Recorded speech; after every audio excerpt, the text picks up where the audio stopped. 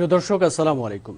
স্বাগত জানাচ্ছি আপনাদের প্রিয় অনুষ্ঠান জয়যাত্রা টেলিভিশনের সন্ধ্যাকালীন নিয়মিত আয়োজন প্রবাস টাইমে। আমি কামরুজ্জামান আরিফ ঢাকা স্টুডিও থেকে আপনাদের সাথে আছি। আপনারা জানেন, যখন এই প্রবাস টাইম অনুষ্ঠান নিয়ে আপনাদের সামনে হাজির হই, তখন আমাদের স্টুডিওতে একজন আমন্ত্রিত অতিথি থাকেন। বরাবরের মতোই আজকেও আমাদের স্টুডিওতে একজন আমন্ত্রিত অতিথি আছে। অতিথির পরিচয়ে যাওয়ার আগে আপনাদেরকে জানিয়ে রাখি, দুঃখিত, যারা টেলিভিশন স্ক্রিনে আমাদের সাথে সংযুক্ত হয়েছেন, টেলিভিশন স্ক্রিনে যে নাম্বার দেখা যাচ্ছে সেই নাম্বার থেকে ফোন করে আমাদের সাথে সংযুক্ত হতে পারেন। আর যারা অনলাইনে দেখছেন, শেয়ার করে আরও অনেক মানুষকে দেখার সুযোগ করে দিতে পারেন। আমাদের স্টুডিওতে আজকে আমন্ত্রিত অতিথি আছেন Mohammad Mashikur Rahman Khan, president Bangladesh society for human resources management, consultant corporate affairs, Ibrahim cardiac hospital and research. আমরা পুরো অনুষ্ঠান জুড়ে আজকে আমাদের অতিথির সাথে কথা বলার চেষ্টা করব, হিউম্যান রিসোর্সের বিভিন্ন বিষয় নিয়ে কথা বলবো, সমসাময়িক প্রসঙ্গ নিয়েও আমরা কথা বলার চেষ্টা করব। সরাসরি চলে যাচ্ছি আমাদের আলোচনায়। কেমন আছেন আপনি? আলহামদুলিল্লাহ, ভালো। আজকে আমাদের স্টুডিওতে এসে আপনার কেমন লাগছে? ভালো লাগছে, তবে দেশের যে সাম্প্রতিক অবস্থা, সারা বিশ্বর সাথে আমাদের দেশেও গতকালকে শনাক্ত হয়েছে যে 3 জন করোনা ভাইরাসের রোগী, সেটা নিয়ে ঠিক আতঙ্কিত বলবো না, উদ্বিগ্ন কিছুটা সবার জন্যই। আমরা এই উদ্বিগ্নটা সারা দেশের মানুষই এবং সারা পৃথিবীর মানুষই যখন উদ্বিগ্ন, সারা বিশ্বে যেহেতু ছড়িয়ে যাচ্ছে এই করোনা ভাইরাস, হিসেবে আমাদের দেশেও যেহেতু শনাক্ত হয়েছে 3 জন, আজকেও কোয়ারেন্টাইনে কিছু রাখা হয়েছে, তার মানে আমরাও এই আতঙ্কের বাইরে না, সবাই আমরা আতঙ্কগ্রস্ত। তো আমরা সেই প্রসঙ্গেই যাব, যেহেতু আপনারা হিউম্যান রিসোর্স নিয়ে কাজ করেন। সেই প্রসঙ্গে যাওয়ার আগে আপনার কাছ থেকে আমরা একটু জানার চেষ্টা করবো যে Bangladesh society for human resources and management, আপনি প্রেসিডেন্ট হিসেবে কাজ করছেন। আসলে আপনাদের কাজগুলো কি, আপনাদের কাজের পরিধি কি, কি বিষয়গুলো নিয়ে আসলে আপনাদেরকে কাজ করতে হয়? ধন্যবাদ। আসলে মানব সম্পদ হচ্ছে, যতগুলি রিসোর্সেস আছে, যতগুলি সম্পদ আছে একটা দেশের বা একটা সংগঠনের, তার মধ্যে সবচেয়ে বড় চালিকা শক্তি হচ্ছে মানব সম্পদ।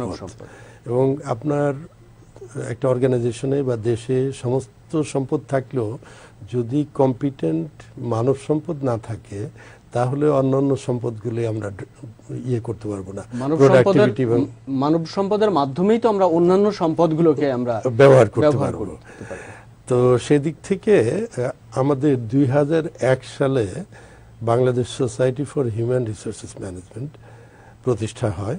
তখন আমাদের কিছু মানব সম্পদ শীর্ষস্থানীয় পেশাজীবী এই সংগঠনটা প্রতিষ্ঠা করেন।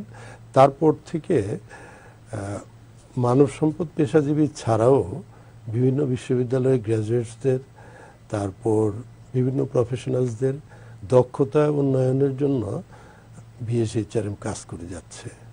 আমাদের কার্যক্রমের অন্যতম হচ্ছে যে আমাদের সদস্যের মধ্যে 4টা ক্যাটাগরি আছে। প্রথম হলো স্টুডেন্ট মেম্বার, বিভিন্ন বিশ্ববিদ্যালয়ের যে বিজনেস গ্র্যাজুয়েটস স্টুডেন্টরা আছে তারা আমাদের স্টুডেন্ট মেম্বার। তারপর এন্ট্রি লেভেলের প্রফেশনালস যারা, তারা জেনারেল মেম্বার। তারপর একটু সিনিয়র হলে 7 বছর এক্সপিরিয়েন্স হলে অ্যাসোসিয়েট মেম্বার, এবং 10 বছরের বেশি যাদের এক্সপিরিয়েন্স খুব সিনিয়র লেভেলে, তারা ফেলো মেম্বার। বা যারা এই ব্যবসা বাণিজ্যগুলো এখন পরিচালনার দায়িত্বে আছেন, সেই লেভেলের মানুষগুলো আপনাদের ফাইনাল, তাদের সাথেও আমাদের ভালো কোলাবোরেশন আছে। তো আমরা প্রতি বছর একটা আন্তর্জাতিক এইচআর কনফারেন্স করি। আমরা বিএসএইচআরএম, আমি প্রথমত দেশের কথা বলে নেই, তারপর আন্তর্জাতিকভাবে আমাদের কি আছে সেটা বলবো। দেশে আমাদের সদস্যদের জন্য প্রতি মাসে কমপক্ষে 1-2টা আমাদের লার্নিং সেশন থাকে, স্কিল ডেভেলপমেন্ট, যাতে ইন্ডাস্ট্রিতে আমরা একাডেমিক্যালি আমাদের যে স্টুডেন্টরা বা আমরা যে পড়াশোনা করে এসেছি সেটা বাস্তবে কিভাবে কাজে লাগাবো। স্কিল বেসড নলেজ যদি না থাকে, তাহলে ইন্ডাস্ট্রিতে প্রোডাক্টিভিটি বা সার্ভিস এফিসিয়েন্সি বাড়বে না। তো এই যে আপনি বলছেন তাদের লার্নিং যে সেশনগুলো করা হয়, আপনি বলছেন যে এগুলো আপনাদের মেম্বারদেরকে নিয়ে করা হয়? আমাদের মেম্বার ছাড়াও, আমাদের মেম্বারের বাইরেও সবার জন্য এটা উন্মুক্ত থাকে। মানে কর্পোরেট হাউসগুলো থেকে যদি কেউ সংযুক্ত হতে চায়, তারাও আপনাদের সাথে, তারা আমাদের সাথে আসতে পারে। আরেকটা যেটা আমরা করি সেটা হচ্ছে যে বিভিন্ন বিশ্ববিদ্যালয়ের সাথে আমরা কোলাবোরেশন করি, যে তাদের যে ফ্রেশ গ্র্যাজুয়েটসরা বেরিয়ে যাচ্ছে, তারা যে একাডেমিক্যালি যে নলেজটা অর্জন করছে, যে জ্ঞান অর্জন করছে, সেটা ব্যবহারিকভাবে কিভাবে ইন্ডাস্ট্রিতে যে ব্যবহার করবে সেটার ব্যাপারে তাদেরকে বিভিন্ন স্কিল ডেভেলপমেন্টে, সফট স্কিল, হার্ড স্কিল ডেভেলপমেন্টে আমরা বিভিন্ন সেমিনার বা সহযোগিতা করে থাকি। মানে নিজেদের উদ্যোগে এই ইউনিভার্সিটি লেভেলগুলোতে আপনারা গিয়ে সেই কাজগুলো করে থাকেন। এখন ইউনিভার্সিটিগুলোও বুঝছে যে তারা শুধুমাত্র এই যে মাস্টার অফ বিজনেস অ্যাডমিনিস্ট্রেশনে আগের মতো একাডেমিক নলেজ দিয়ে শুধু এমপ্লয়াবিলিটি ইয়ে করা যায় না, ডেভেলপমেন্ট করা যায় না। এখন সারা বিশ্বে স্কিল বেসড ডেভেলপমেন্ট এডুকেশন দরকার, যার জন্য আমরা দু একটা ইউনিভার্সিটির সাথে post graduate diploma in human resource management, advance certificate course in human resource management, যেমন আমরা বর্তমানে আমেরিকান ইন্টারন্যাশনাল ইউনিভার্সিটি বাংলাদেশের সাথে PGDHRM, post graduate diploma in human resources management কোর্সটা আমরা জয়েন্টলি রান করি। ড্যাফোডিল ইন্টারন্যাশনাল ইউনিভার্সিটির সাথে, মানে বিশেষ করে আপনারা প্রাইভেট ইউনিভার্সিটিগুলোকে আপনারা প্রাইভেট ইউনিভার্সিটি। তো এই যে আপনারা লার্নিং কোর্সগুলো করছেন, তাদের মানে এমপ্লয়মেন্টের ক্ষেত্রে এই ধরনের কোনো সুযোগ সুবিধা এই কোর্সগুলো করার কারণে তারা পায় কিনা? যারা স্টুডেন্ট, ফ্রেশ স্টুডেন্ট যারা বের হচ্ছে, তাদের বলছেন যে আপনারা স্কিল ডেভেলপমেন্টের জন্য কাজ করছেন, এটা কি পরবর্তীতে এমপ্লয়মেন্টের ভিতরে কোনো প্রভাব পড়ে কিনা, বা তারা কোনো কাজ করতে পারে কিনা? জি, আমাদের মূল লক্ষ্য ওইটাই, যে এমপ্লয়মেন্ট বা কেউ যদি এন্টারপ্রেনার হতে চায়, আজকাল তো আমরা we are living in a competitive environment, global competitive, global ভিলেজে আমরা বাস করছি।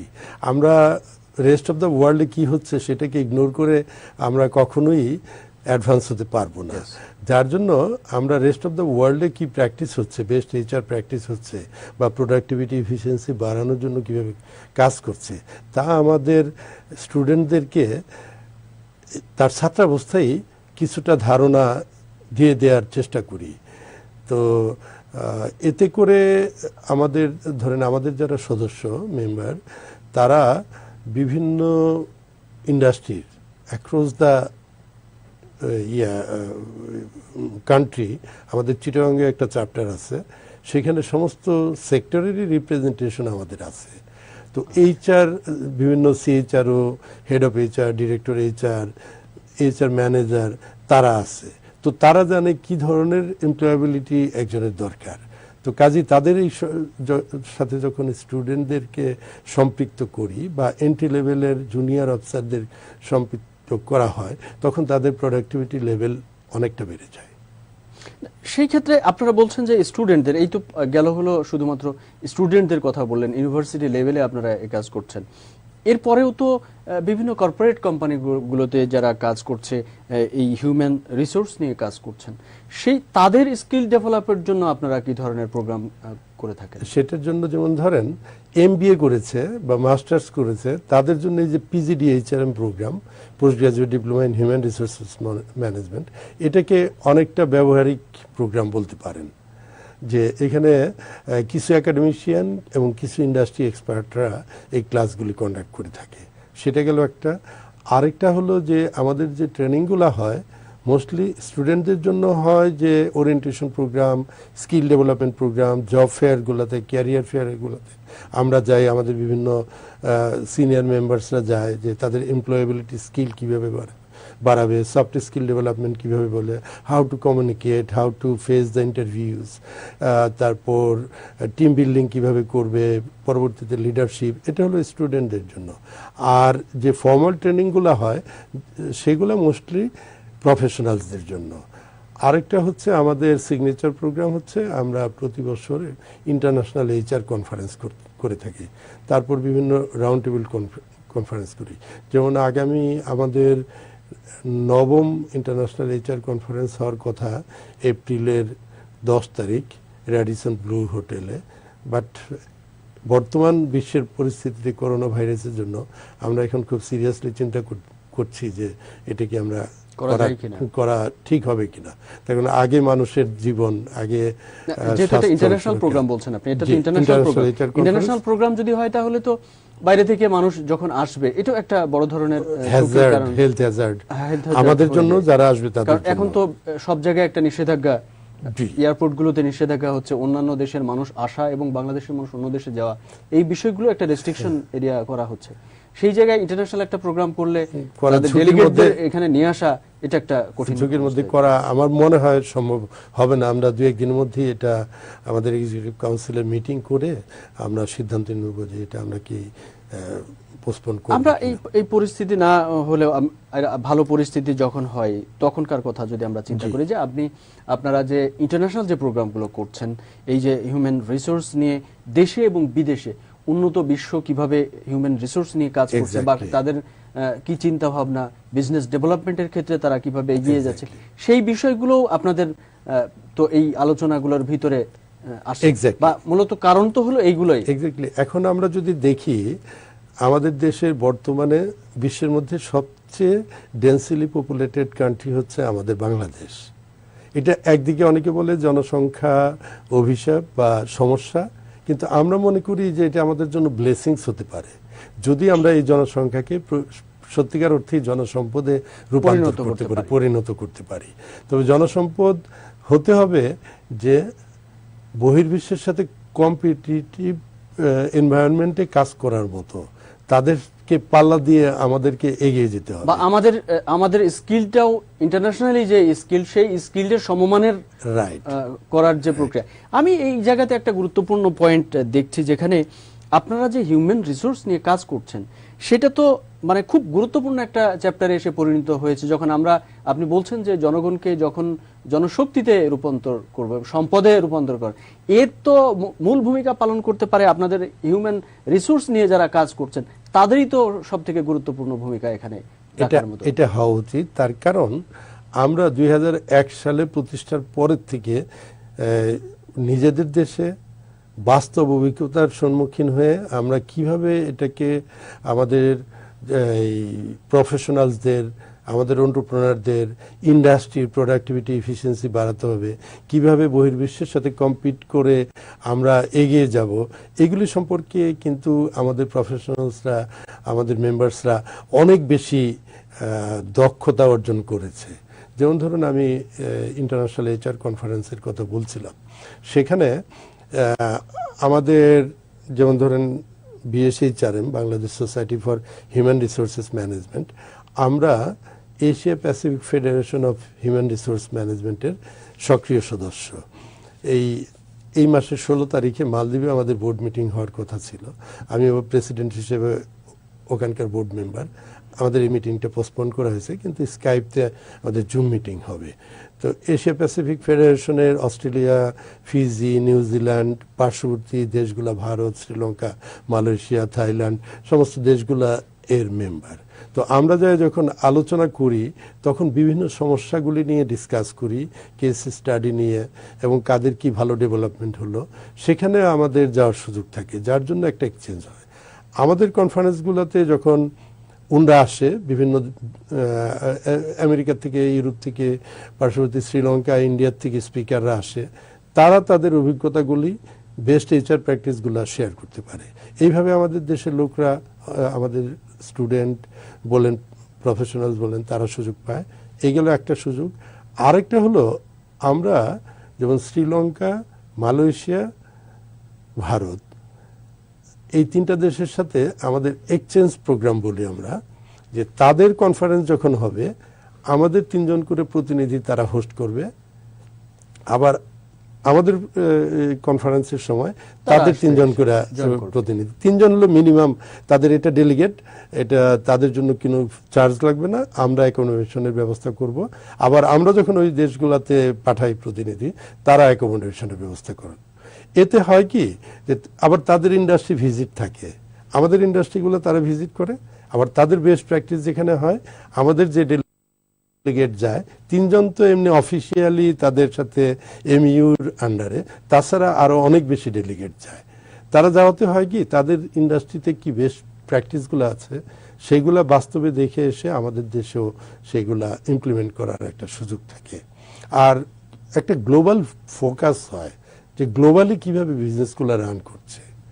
এই ক্ষেত্রে আমি বলবো Bangladesh society for human resource management যথেষ্ট অগ্রণী ভূমিকা, গুরুত্বপূর্ণ ভূমিকা পালন করে আসছে দেশের অর্থনীতিকে আরো চাঙ্গা করার জন্য, এবং সরকারের যে ভিশন 21, ভিশন 40, এটার একটা সহায়ক শক্তি হিসেবে বিএসএইচআরএম কাজ করছে। আমরা এই 2020 সালে এসে আমরা যদি আরো 10 বছর আগের কথাও যদি চিন্তা করি, আপনারা যে Bangladesh society for human resource management নিয়ে কাজ করছেন, এই ধরনের আরো অনেকগুলো সংগঠন হয়তো হিউম্যান রিসোর্স নিয়ে কাজ করছে, ডেভেলপমেন্টের জন্য হিউম্যান রিসোর্সদের। এই 2020 সালে এসে এর প্রয়োজনীয়তাটা কতটুকু দাঁড়িয়েছে বলে আপনারা সংগঠন হিসেবে মনে করছেন? যে হিউম্যান রিসোর্স নিয়ে কোথায় কাজ করার আরো ল্যাকিং আছে, যেখানে সরকার আপনাদেরকে সহযোগিতা করতে পারে, বা আরো কি হওয়া দরকার, হিউম্যান রিসোর্স নিয়ে কতটুকু কাজ করা দরকার বলে আপনারা মনে করেন? এটা খুব ভালো বলেছেন।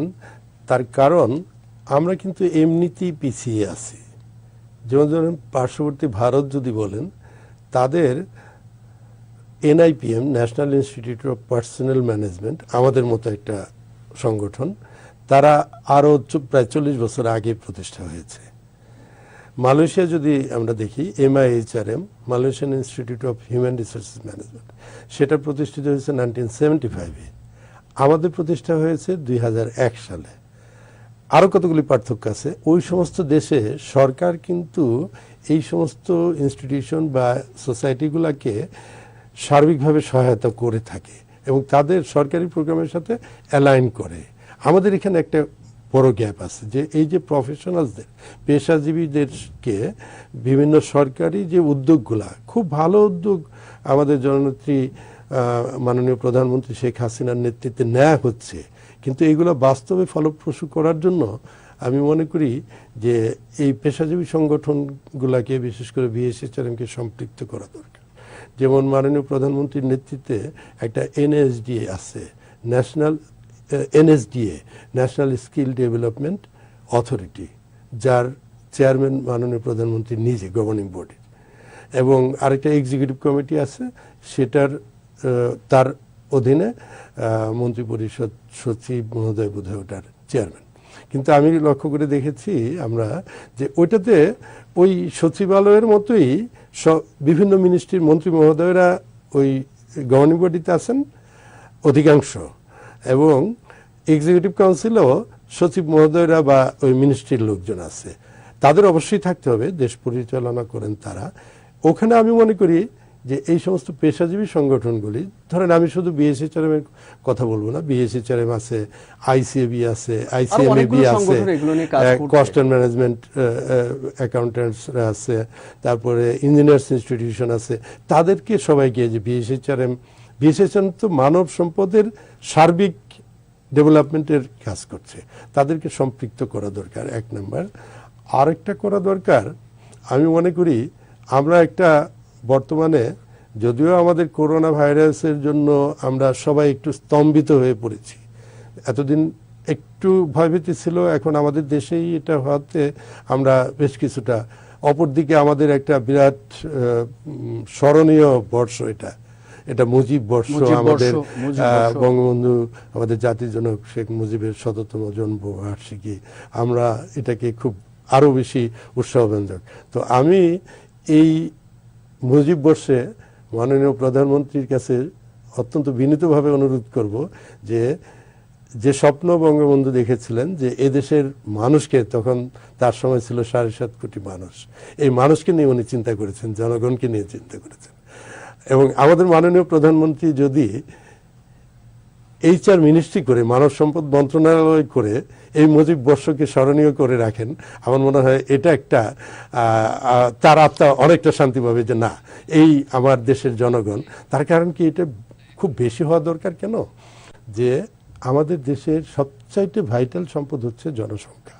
জনসংখ্যাকে আমাদের দেশেও কাজ করতে হলে আন্তর্জাতিক মানের দক্ষ হতে হবে, এবং বাইরে যদি কাজ করতে চাই, বাইরে কাজ করলে সেখানে আন্তর্জাতিক হতে হবে। এখন শুধু বাইরে গেলে তো অবশ্যই লাগবে, কিন্তু সেটা নিয়ে কিন্তু আমরা এই প্ল্যাটফর্মটাতে অনেক কথা বলছি, যে যারা বিদেশে যাচ্ছে, হ্যাঁ, সবাই বিদেশে যারা যাচ্ছে তাদেরকে বলছে যে আপনারা স্কিল লোক পাঠান, সেই স্কিল করার দায়িত্বটা তো সরকারের, বা আপনারা যারা কাজ করছেন হিউম্যান রিসোর্স নিয়ে, তাদের খুব বেশি প্রয়োজনীয়তা, যে মানুষগুলোকে কিভাবে স্কিল করে বিদেশে পাঠানো যায়, এ বিষয় নিয়ে আমরা আরো কথা বলবো। তবে তার আগে একটা ছোট বিরতি নিতে হবে, বিরতি শেষ করে এসে কথা। Thank you. দর্শক, কথা বলছি, আমাদের স্টুডিওতে আজকে উপস্থিত আছেন Mohammad Mashikur Rahman Khan, president Bangladesh society for human resource management, consultant, corporate Ibrahim cardiac hospital. কথা বলছিলাম হিউম্যান রিসোর্সের বিভিন্ন দিক নিয়ে, বাকি কথা বলবো। তবে তার আগে নেব ছোট্ট একটি বিরতি। বিরতির পর আবারও খুব তাড়াতাড়ি ফিরে আসছি, সে পর্যন্ত আপনারা আমাদের সাথে থাকবেন।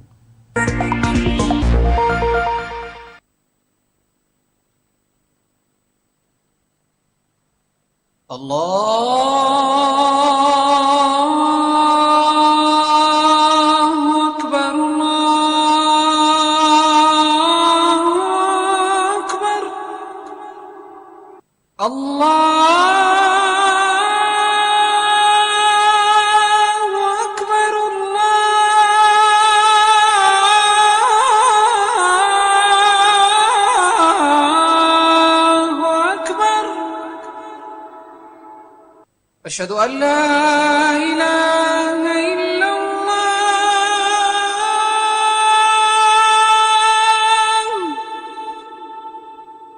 أشهد أن لا إله إلا الله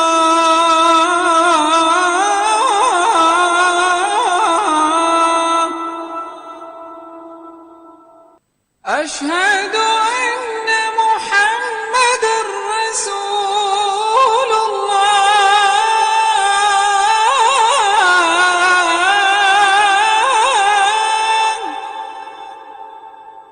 أشهد أن محمد رسول الله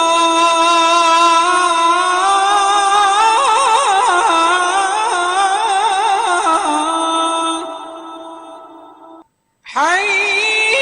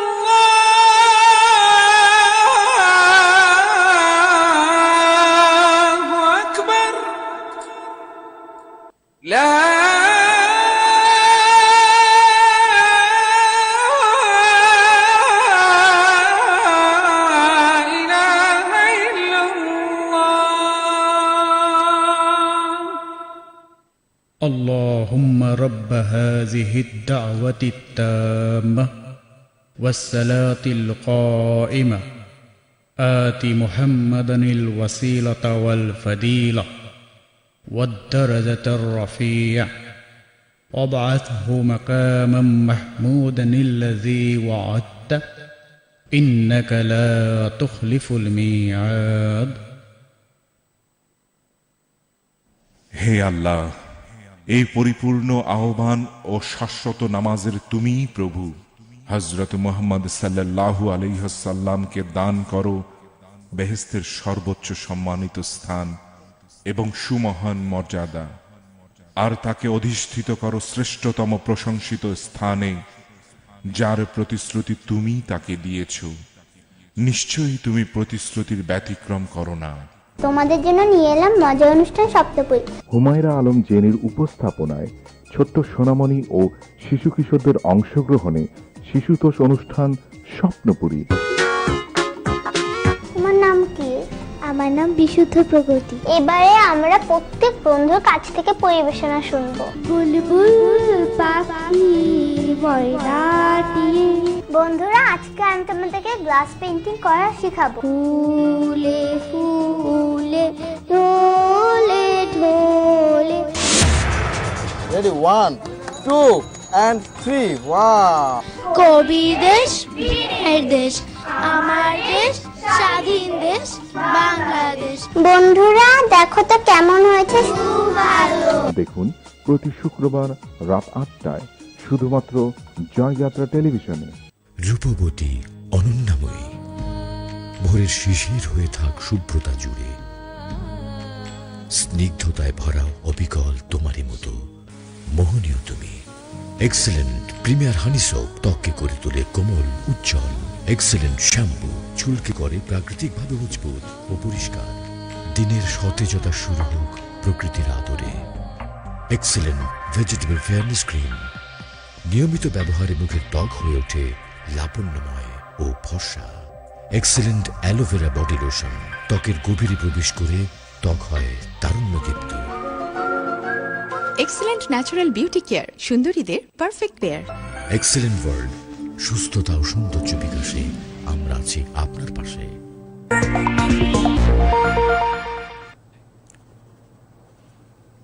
দর্শক, বিরতির পর আবারও স্বাগত আপনাদের প্রিয় অনুষ্ঠান জয়যাত্রা টেলিভিশনের সন্ধ্যাকালীন নিয়মিত আয়োজন প্রবাস টাইমে। আমি কামরুজ্জামান আরিফ ঢাকা স্টুডিও থেকে আপনাদের সাথে আছি। আর আপনারা জানেন আমাদের স্টুডিওতে আজকে আমন্ত্রিত অতিথি আছেন Mohammad Mashikur Rahman Khan, president Bangladesh society for human resource management, consultant corporate affairs, Ibrahim cardiac hospital. কথা বলছিলাম আমরা সমসাময়িক হিউম্যান রিসোর্সের বিভিন্ন বিষয় নিয়ে। আমরা যে বিষয়ে কথা বলছিলাম, যেখান থেকে আমরা শেষ করছিলাম, আমি এই সময় এসে আপনার কাছে একটু জিজ্ঞেস করব যে সরকারের সাথে আপনাদের একটা সমন্বয় হওয়া দরকার আছে। ডেভেলপমেন্টের ক্ষেত্রে সরকারের সাথে প্রাইভেট যে সেক্টরগুলো আছে সেই সেক্টরগুলো একটা সমন্বয় হলেই সামনের দিকে আগানো সম্ভব। সেই ক্ষেত্রে সরকার এবং আপনারা যারা অর্গানাইজেশনগুলো যেগুলো আছেন সেগুলোর সমন্বয়গুলো কোথায় কোথায় হওয়া দরকার বলে আপনি মনে করছেন? এই কথা বলার পরে আমাদের সাথে সৌদি আরব থেকে একজন সংযুক্ত হবেন, সাইফুল রাজীব, তাকেও আমরা সংযুক্ত করে নিয়ে কথা বলবো। যে যেমনটি বলছি, ধন্যবাদ। আসলে তো সরকারের সহযোগিতা ছাড়া কোনো কিছুই সম্ভব না, সরকারের সাথে সম্পৃক্ততা ছাড়া। যেমন আমি মালয়েশিয়ার কথা বললাম বা ভারতের কথা বললাম, শ্রীলঙ্কার কথা বললাম। Sri Lanka CIPM, chartered institute of personnel management, সেখানে গভর্নমেন্টের ইনভলভমেন্ট আছে।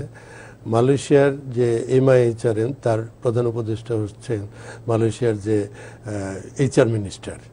ভারতে আমি গত মাসে গিয়েছি, ভারতের যে কনফারেন্স হয়েছে সেখানে ভারতের মাননীয় উপরাষ্ট্রপতি ওখানে প্রধান অতিথি এসেছেন।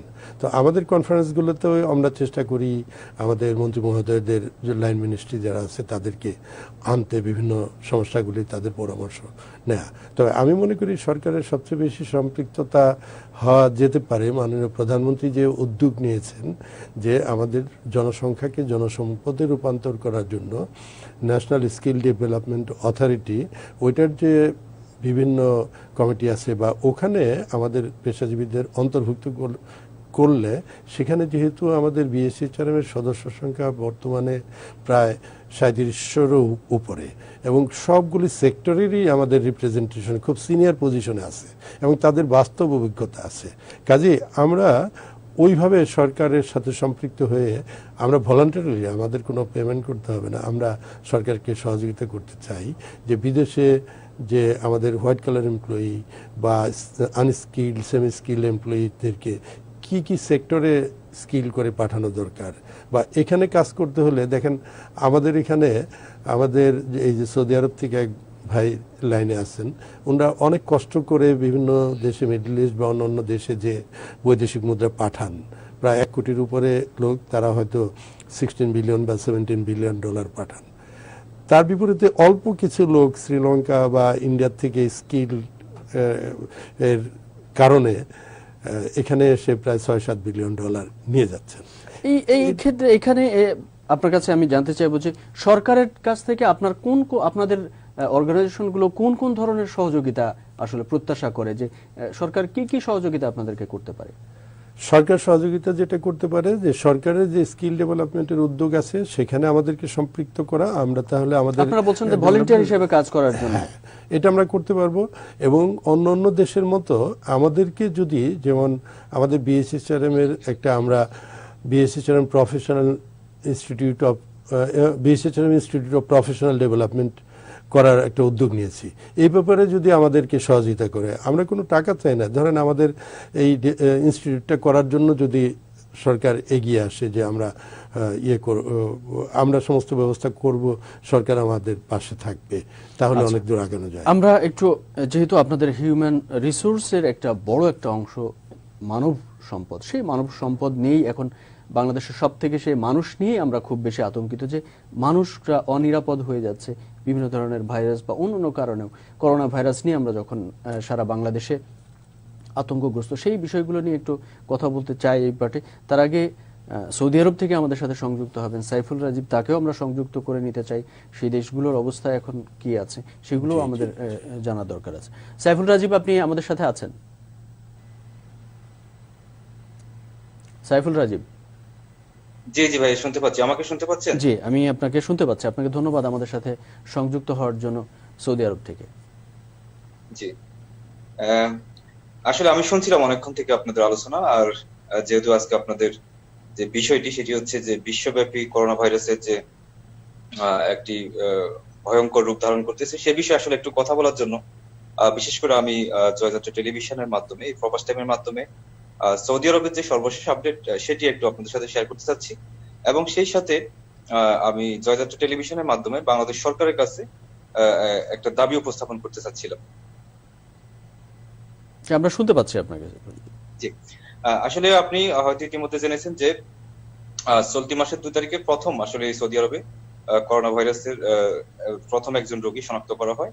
এরপর থেকে আমরা আজকে যখন কথা বলতেছি, আজকের দুপুর 2টা পর্যন্ত 2 ধাপে তারা যেটি জানিয়েছেন সেটি হচ্ছে এখন পর্যন্ত 15 জন করোনা ভাইরাসের রোগী এদেশে শনাক্ত হয়েছেন।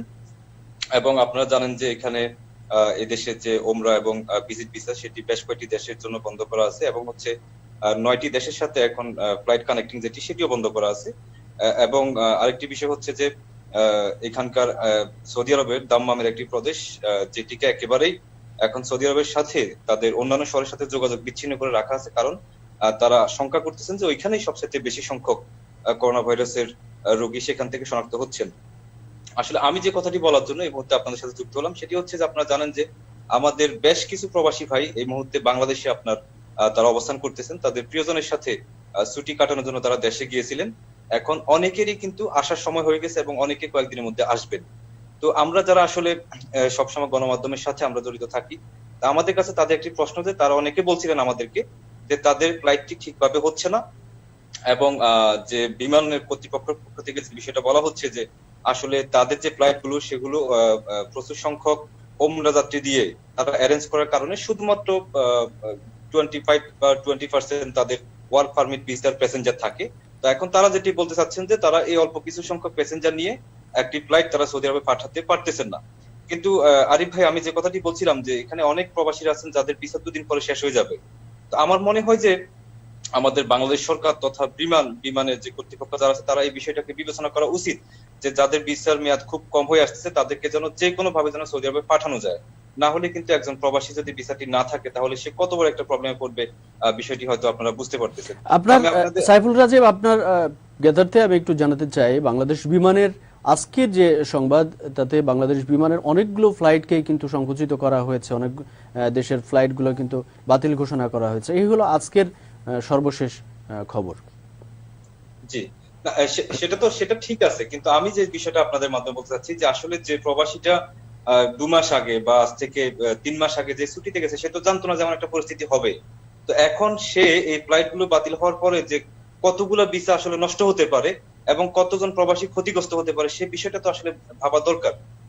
অবশ্যই, মানে সেই ক্ষেত্রে আপনারা যারা প্রবাসী আছেন তাদের আবেদনটা হচ্ছে যে তাদের যে কোনো ভাবে তাদেরকে ফেরত দেওয়া। জি জি জি, আমরা সে কথাটাই বলছি যে তাদের বিষয়টাকে বিশেষভাবে বিবেচনা করা উচিত।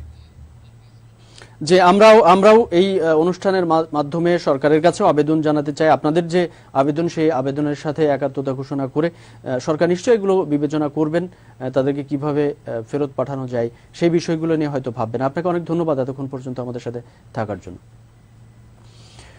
আমাদের সাথে আরো একজন আছেন ব্রাজিল থেকে, ল্যাটিন আমেরিকার দেশ ব্রাজিল থেকে মিরবিরু আমাদের সাথে সংযুক্ত হবেন, তাকেও সংযুক্ত করে নিয়ে আমরা একটু প্রবাসের ভাইরা অনেকেই আতঙ্কিত, দেশ নিয়ে আতঙ্কিত, আমরাও প্রবাসী ভাইদের নিয়ে আতঙ্কিত, একটু কথা বলে নিই। মিরবিরু ভাই, আপনি শুনতে পাচ্ছেন আমাকে? জি, আসসালামু আলাইকুম। ওয়ালাইকুম সালাম। আপনাকে ধন্যবাদ ল্যাটিন আমেরিকার থেকে আমাদের সাথে সংযুক্ত হওয়ার জন্য। ধন্যবাদ আপনাকে এবং আমি অভিনন্দন জানাই আজকে অতিথিকে।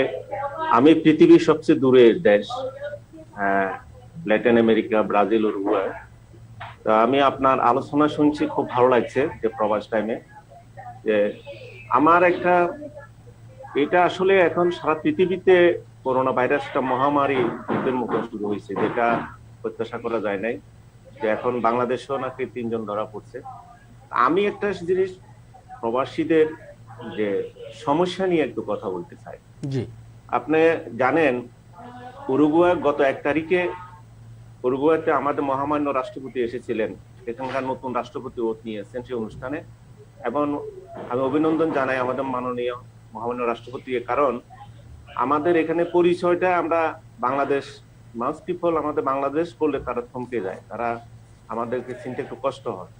তো এই যে আমাদের সরকার প্রধান, রাষ্ট্রপ্রধান যদি এভাবে রাষ্ট্রীয়ভাবে বিভিন্ন অনুষ্ঠানে অংশগ্রহণ করে এই দূরের দেশগুলো ল্যাটিন আমেরিকা, তাহলে আমাদের পরিস্থিতিটা বাড়ে, এর জন্য দেশের সম্মানও বাড়ে এবং দেশের প্রবাসীদের জন্য একটা ব্যবসা বাণিজ্যের একটা দিক এবং উন্মোচন হয় আমি মনে করি। আরেকটা যে বিষয় বলতে চাই, ল্যাটিন আমেরিকার দেশগুলো তো আপনি জানেন মিডল ইস্ট, ইউরোপ আর ল্যাটিন আমেরিকা এক না। আপনার সৌদি আরব এবং যে থেকে আসতে বাংলাদেশে 5 ঘন্টা বা 6 ঘন্টা সময় লাগে, কিন্তু ল্যাটিন আমেরিকা থেকে বাংলাদেশে আসা যাওয়ার একটা দীর্ঘ একটা সময়ের প্রয়োজন হয়। এই করোনা ভাইরাসের যেটা সমস্যা হচ্ছে, আপনি জানেন ল্যাটিন আমেরিকা আমাদের যে প্রবাসী বাইরে এসেছে তারা কিন্তু আসার পরে সহজে বাংলাদেশে যাওয়ার প্রোগ্রামটা করতে পারে না, অনেক কারণে করতে পারে না। একটা কারণ হলো সে যখন আসে সেই তো আর কোনো কন্ট্রাক্ট করে আসে না। এই সমস্ত দেশে আসাটা সহজ, যাওয়াটা খুব কঠিন। 2টি কারণ। একটা কারণ হলো সে যাওয়ার বিষয়টা হলো তাকে এখানকার যে পার্মানেন্সি এবং গ্রিন কার্ড নাও পর্যন্ত সে দেশে যাওয়া সম্ভব হয় না। আর এই পার্মানেন্সি গ্রিন কার্ড পাওয়ার জন্য তাকে দীর্ঘদিন অপেক্ষা করতে হয়, কাউকে 5 বছর, কাউকে 6 বছর, কাউকে 7 বছর অপেক্ষা করতে হয়। কিন্তু দুঃখের বিষয় হয়েছে যারা এই বছর পার্মানেন্সি পেয়েছেন যে 5 বছর 6 বছর পরে, তাদের একটা স্বপ্ন যে তারা দেশে যাবে, তাদের পরিবারের সাথে সময় দিবে এবং দেশবাসীর সাথে দেশকে, তারা তো জানেন নারের টানে তারা উদ্বিগ্ন থাকে কখন যাবে দেশে পরিবারের সাথে তারা জয়েন করার জন্য। কিন্তু এখন যে সমস্যাটা হয়েছে করোনা ভাইরাসের কারণে সারা পৃথিবীতে মন্দা যে ব্যবসা বাণিজ্য সব মিলে এখন ল্যাটিন আমেরিকা এমনি দূরের দেশ, এমনিতে আপনার প্রায় আপনার $2000 মতন আপনার ট্রাভেল খরচ লাগে। আর এই করোনা ভাইরাসের কারণে এখন তার চেয়ে আপনার অনেক বেশি ট্রাভেল খরচ বেড়ে গেছে। এটা একটা সমস্যা যে সে দীর্ঘদিন এই করে যদি 3 লাখ 2.5 লাখ 3 লাখ টাকা যদি বিমান ভাড়া লাগে সেই দেশে যাওয়ার জন্য, তাহলে তার জন্য খুবই কষ্টকর হয়ে যায়। এই কষ্টের সাথে তো আর একটা নিষেধাজ্ঞাও আছে যে কেউ এখন বাংলাদেশে যারা প্রবাসী আছে তারা বাংলাদেশে এই মুহূর্তে না আসার পরামর্শ দেওয়া হচ্ছে, বা বাংলাদেশ থেকে অন্য দেশে ট্রাভেল করার যে বিষয়টা সেটাকেও রেস্ট্রিক্টেড করা হয়েছে যাতে খুব বেশি প্রয়োজন না হলে না যাওয়া হয়। হ্যাঁ, আমি আরেকটু সংযোগ করতে চাই, আরেকটু বলতে চাই, সেটা হলো ফ্লাইট লেট এবং যারা এখান থেকে আপনার এমনিতে আপনার প্রায় 25-30 ঘন্টা লাগে, কিন্তু এখন একজন প্রবাসী শুধু বাংলাদেশে যেতে 4 দিন সময় লাগে ল্যাটিন আমেরিকা থেকে, তাকে 12 ঘন্টা, তাকে 20 ঘন্টা 22 ঘন্টা এক এক দেশে তাকে ওয়েট করতে হয় এবং কি তাকে অপেক্ষা করতে হয়। যেমন আজকে আমার এক ভাই রওনা করবে উরুগুয়ে থেকে, তাকে ব্রাজিলে 21 ঘন্টা থাকতে হবে, ব্রাজিল এয়ারপোর্টে থাকে, তারপরে তুর্কি এয়ারপোর্ট থাকতে হবে তাকে 22 ঘন্টা। এই যে একটা লেনদেন, একটা সময় যে তাকে অপেক্ষা করতে হয়েছে। তা আমাদের যদি ল্যাটিন আমেরিকাতে কিন্তু এখন পর্যন্ত আল্লাহর রহমত এখনো কোনো করোনা ভাইরাসের শনাক্ত হয় নাই, এখনো এখনো পর্যন্ত ল্যাটিন আমেরিকার কোনো দেশে আমার জানা মতো এখনো ধরা পড়ে নাই করোনা ভাইরাসের আক্রান্ত কোনো মানুষকে। তবে আমি আপনার মাধ্যমে সরকারের কাছে একটা আবেদন করতে চাই, যারা সবচেয়ে এই ট্রাভেলের বিষয়গুলো একটু আমাদের দেশের সরকারকে দেখা উচিত। অবশ্যই সেই বিষয়গুলো আপনাদের যে আবেদন, সেই আবেদনগুলো সরকার দেখবেন সেই প্রত্যাশা করছি। এইগুলো নিয়ে তো বারবারই আমরা আলোচনা করি, যাতে প্রবাসী যারা ভাইরা আছে তাদের যে সুযোগ সুবিধাগুলো, তাদের যে সমস্যাগুলো আছে, সেই সমস্যাগুলো সমাধানের জন্য সরকার নিশ্চয়ই চেষ্টা করছে, এবং আমরা আরও জোরালো আবেদন জানাচ্ছি যাতে সেগুলো নিয়ে সরকার কাজ করে। আপনাকে অনেক ধন্যবাদ এত দূর থেকে আমাদের সাথে সংযুক্ত হয়ে সময় দেওয়ার জন্য। আমরা অনুষ্ঠানের একদম শেষ পর্যায়ে আছি। সর্বশেষ যেহেতু আমরা যে বিষয়টা নিয়ে এখন সব থেকে বেশি আতঙ্কিত, করোনা ভাইরাস, সেখানে আপনারা হিউম্যান রিসোর্স নিয়ে যেখানে কাজ করছেন, আপনাদের কাজই হলো হিউম্যান নিয়ে কাজ, সেখানে হিউম্যান অনিরাপদ অবস্থায় এখন বাংলাদেশে আছে, সারা পৃথিবীতেই আছে। আপনাদের এখানে কি ভূমিকা আছে এবং আপনারা এগুলো নিয়ে কি ভাবছেন যে মানুষকে নিরাপদে রাখার জন্য আপনাদের কি কি কাজ করতে পারে? আমার মনে হয় এখন বর্তমান পরিস্থিতিতে সবচেয়ে বেশি গুরুত্ব দেওয়া উচিত এটার উপরে। এটা সবচেয়ে প্রায়োরিটি কাজ আমাদের, এবং মানব সম্পদ ব্যবস্থাপনার অন্যতম একটা কাজ কিন্তু ওয়ার্কপ্লেস সেফটি। ওয়ার্কপ্লেসে যারা কাজ করবে তাদের এনভায়রনমেন্টাল সেফটি, তাদের হেলথ সেফটি, এটা এনশিওর করার দায়িত্ব কিন্তু এমপ্লয়ারের। যে প্রজেক্টে বা যে ফ্যাক্টরিতে বা যে প্রেমাইসিসে কাজ করবে তার যে ওনার যারা আছেন তাদের। তো আমি আহ্বান জানাবো যে সরকার কিন্তু টেলিভিশনে বিভিন্নভাবে বলছেন যে কি কি করণীয় করোনা ভাইরাস থেকে অ্যাওয়ারনেস করা এবং প্রিভেনশন মেজারগুলো নেওয়া, হাত ওয়াশ করার সিম্পল একটা যদি ব্যবস্থা সব জায়গায় রাখা হয়, ক্লিনলিনেসটা রাখা হয়, তাদের খাবার পানি, তাদের মাস্ক, এইগুলা যদি ব্যবস্থা কত বেশি পরিষ্কার পরিচ্ছন্ন রাখা যায় সেই বিষয়গুলোর দিকে যদি নজর দেওয়া হয়। এটা কিন্তু এমপ্লয়ারের আইনগত দায়িত্বের মধ্যে পড়ে। মানবিক দায়িত্ব তো অবশ্যই আছে, আইনগত দায়িত্বের কমপ্লায়েন্টের মধ্যে পড়ে। তার কারণ বাংলাদেশ লেবার অ্যাক্টের বিভিন্ন সেকশনে পরিষ্কার বলা আছে যে ওয়ার্কপ্লেস সেফটির জন্য কি কি করতে হবে। এই বাংলাদেশ লেবার অ্যাক্টের কথা যেহেতু চলে আসলো, তো আমি বলবো যে বর্তমান সরকার কিন্তু এই 2006 সালে বাংলাদেশ শ্রম আইন করেছেন, 2013-তে এটা অ্যামেন্ডমেন্ট করেছেন, 18-তে অ্যামেন্ডমেন্ট করেছেন, 15-তে বাংলাদেশ লেবার রুল করেছেন। এটা বিশ্বের মধ্যে একটা অত্যন্ত ভালো আইন। কিন্তু প্রবলেম হলো আপনি যেটা বলেছিলেন যে সরকারের কাছে কি আমাদের প্রত্যাশা, আরেকটা প্রত্যাশা হচ্ছে, একটা বলেছি আমি HR মিনিস্ট্রি করা, আর স্কিল ডেভেলপমেন্টের যে সরকারের উদ্যোগ আছে তাতে আমাদেরকে সম্পৃক্ত করা, BSHRM এর যে ইনস্টিটিউট আছে সেটা আমরা সহযোগিতা কামনা করি সরকারের। আরেকটা হচ্ছে যে এই বাংলাদেশ শ্রম আইনটা যাতে ভালোভাবে প্রয়োগ করা হয়, সেটা আমাদের আইন আছে কিন্তু প্রয়োগ নাই, এটা প্রয়োগ করা দরকার। তাহলে আমাদের শ্রমজীবী ভাইরা বা আমাদের এমপ্লয়িজরা অনেক একটু সুস্বাস্থ্য, একটু ভালো পরিবেশে কাজ করতে পারে, মোটিভেটেড হবে, তাহলে প্রোডাক্টিভিটিও বাড়বে এবং আমাদের দেশের উন্নতি হবে। আর একটা কথাই আমি বলে শেষ করবো, তারপরে আপনার কিছু জানার থাকলে, সেটা হচ্ছে বাংলাদেশ শ্রম আইন প্রযোজ্য শুধুমাত্র শ্রম আইনের আওতায় যারা শ্রমিক হিসেবে গণ্য হবেন তাদের জন্য, আওতায় যারা পড়ে। এই যে আমাদের মতো যারা এমপ্লয়িজ আছে তারা কিন্তু কোনো আইনের আওতায় নেই। এই শ্রম আইনটা যারা বাস্তবায়ন করছে তারা এই আইনের। আমি রিসেন্টলি শ্রীলঙ্কা, মালয়েশিয়া এবং ভারতের যে এমপ্লয়মেন্ট অ্যাক্টগুলো আছে এগুলো নিয়ে আমাদের আইনের সাথে একটা আমি কম্পারেটিভ স্টাডি করছি। এই করোনা ভাইরাস এগুলি যাওয়ার পরে আমি এটা সরকারের কাছে উপস্থাপন করব। সেখানে কিন্তু ম্যানেজিং ডিরেক্টর থেকে নিচের লেভেল সবাই আইনের আওতায়। আমাদের এখানে কিন্তু হোয়াইট কলার এমপ্লয়িরা কোনো আইনের আওতায়, যারা সকল ম্যানেজারিয়াল ডেজিগনেশন দিয়ে আছে। আমি বলবো যে এই আইনটাকে মাননীয় প্রধানমন্ত্রীর দৃষ্টি আকর্ষণ করব, তার কারণ মাননীয় প্রধানমন্ত্রীর নির্দেশনা ছাড়া তেমন কাজ খুব ভালো হয় না।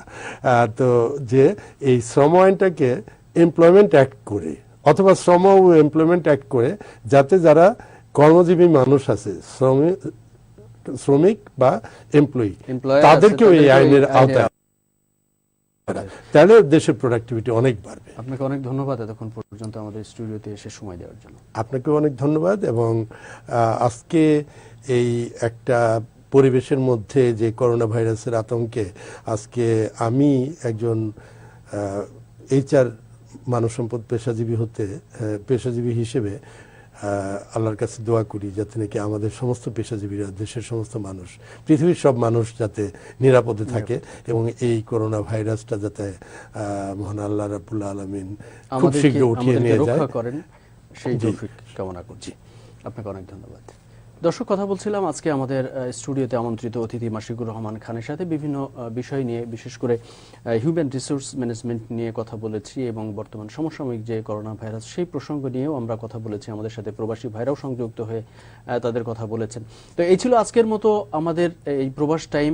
সবাইকে শুধু শেষ মুহূর্তে আমরা বলতে চাই যে আপনারা এই করোনা ভাইরাসকে থেকে উদ্বিগ্ন হওয়ার কিছু নেই। করোনা ভাইরাস নিয়ে সবাই নিরাপদে থাকার চেষ্টা করবেন এবং কত বেশি আপনারা এই করোনা ভাইরাস নিয়ে আপনার অ্যাওয়ারনেস যতটুকু তৈরি করা যায় এবং সাধারণ মানুষের ভিতরে অ্যাওয়ারনেস তৈরি করার চেষ্টা করবেন যাতে কেউ উদ্বিগ্ন না হয়, স্বাভাবিক কাজকর্ম যাতে করে। আর নিরাপদে থাকার জন্য যে প্রক্রিয়াগুলো, যে সাবধানতা অবলম্বনগুলোর কথা বলা হচ্ছে বিভিন্ন মহলে, সেই বিষয়গুলোকে নজর দিয়ে যেন জীবনযাপন করেন। সবাই নিরাপদে থাকুন আর ভালো থাকুন, সবসময় জয়যাত্রা টেলিভিশনের সাথে থাকবেন সেই প্রত্যাশায় শেষ করছি। আল্লাহ হাফেজ।